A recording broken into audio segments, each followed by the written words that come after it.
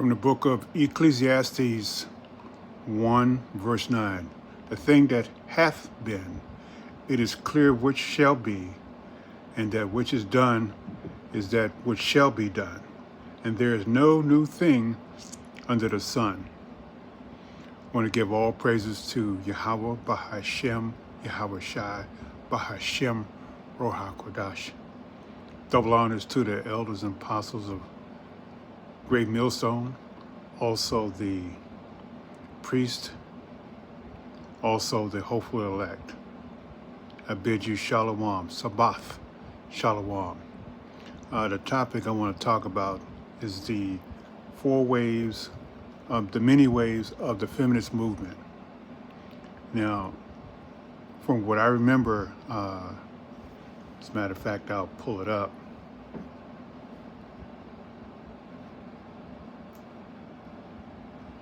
Waves of feminist movement. The first one started in 1848 to 1920. Slovakia.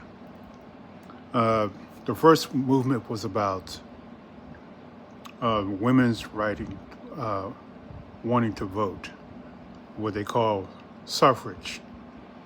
Just the equality of in the voting booth. Second one started 1963 to 1980, where women were burning the bra.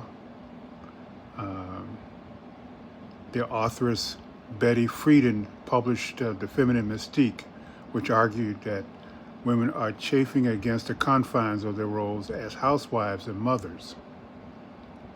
It was a massive book, and it sold about 3 million copies in 3 years. The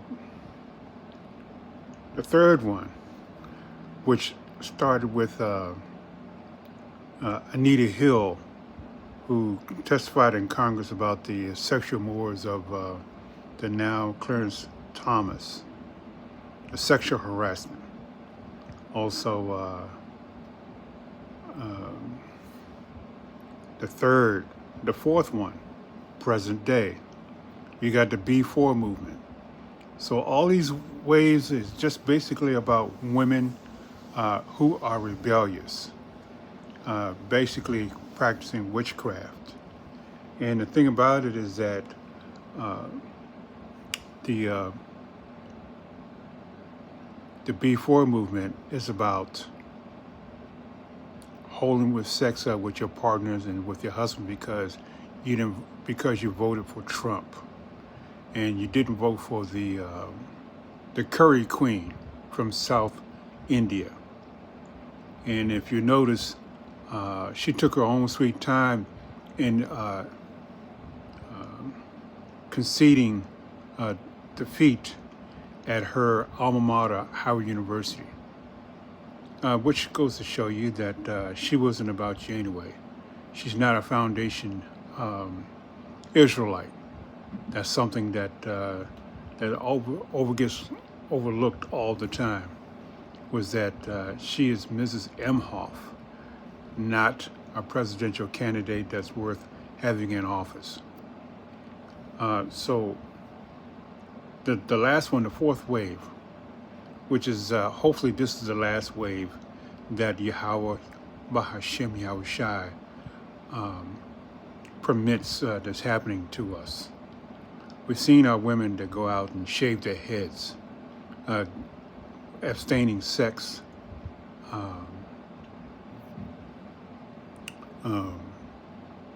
from their husbands and their boyfriends and in general.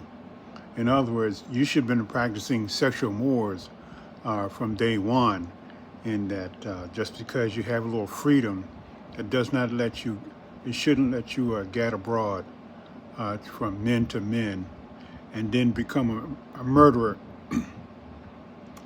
in abortion clinics. And of course, if you didn't do clinics, you raised a child without a man in the household. You didn't have that spiritual hedge of protection that you need it. You can't, you can throw money at the situation, but what rules all is that spiritual hedge that a man can provide, especially if he's a man of the Lord. And because most of you all do not know how to pick a man of the Lord, that should have been your father's responsibility, in that you don't have a choice. Because when you make choices in your own way, you see disaster that happens all the time. You raise a bunch of Pookie and Ray Rays and Man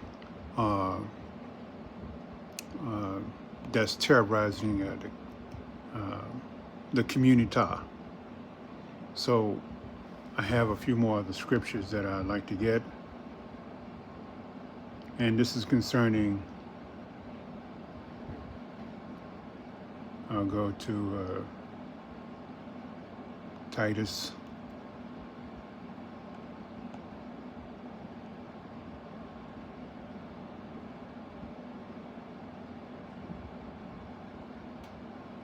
Titus 2, and I'll start at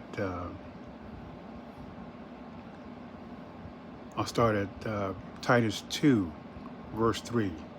The aged women likewise shall be in behavior as becometh holiness, not false accusers, but not given to much wine, teachers of good things. Now the thing about it, just because you don't agree with the political events that you have no control of. I know they told you have a right to vote, but you do not involved in the selection process. Yes, there was an editorial landslide for Donald Trump against Kamala Imhoff. So when you have these things in place, you understand that this is not your place. This is not your fight. This is something that men of the Lord understand, that the political process is not for us. Okay, I'll continue with, again, with women that's dealing with this B4 movement. They that teach the young women to be sober, to love their husbands, and to love their children. Verse 5, to be discreet and chaste, keepers at home, good and obedient to their own husbands, that the word of our power be not blasphemed. Now, that's good practice to start, is that to be obedient to your own husbands. So I've seen some things where you can discuss Isaiah 4:1, Isaiah 32:9, and on down. And you can, well, let me get that.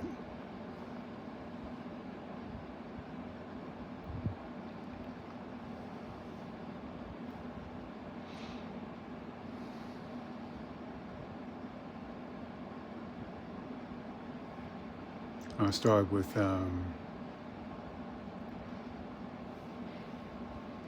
now, this is something that women of today have to be very careful about.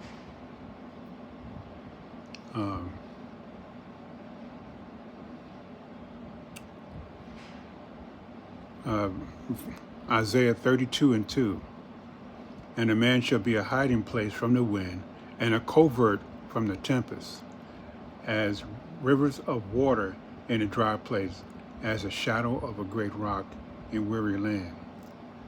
Okay, let me go down to the real spicy part. Rise up, ye women that are at ease, hear my voice, ye careless daughters, give ear unto my speech. Many days and years, of verse 10, many days and years shall be troubled, ye careless women, for the vengeance shall fall, the gathering shall not come. Tremble, verse 11. Tremble, ye women that are at ease, be troubled, ye careless ones. Strip you, and make you bare, and gird sackcloth unto your own loins. Now, this is a thing that the scriptures don't sugarcoat it. It's going to tell you what's going to happen if you continue in the way of these feminist movements. These feminine movements are not made for you. It's created from the left-hand side. So this is a word of caution for all the men and women who think this way, and the simps out there who follow behind their women to support them. What they say a happy wife is a happy life, that's just basically wrong. The order is off. So with that, I'll end this lesson. It's a short one, but that's something that I observed about these several feminist movements that's been bothering this country for some time. These doctrines that doesn't line up with the scriptures that's been told 2,000 and 3,000 years ago. Isaiah said this was going to happen. All the prophets tell you that this is going to happen. So women, stay at home, like the scripture says. I'm not saying it. I'm not saying that I heard from somebody else. This is what the scripture tells you what to do. So, in closing, I'll say shalom to the elect. Sabbath shalom.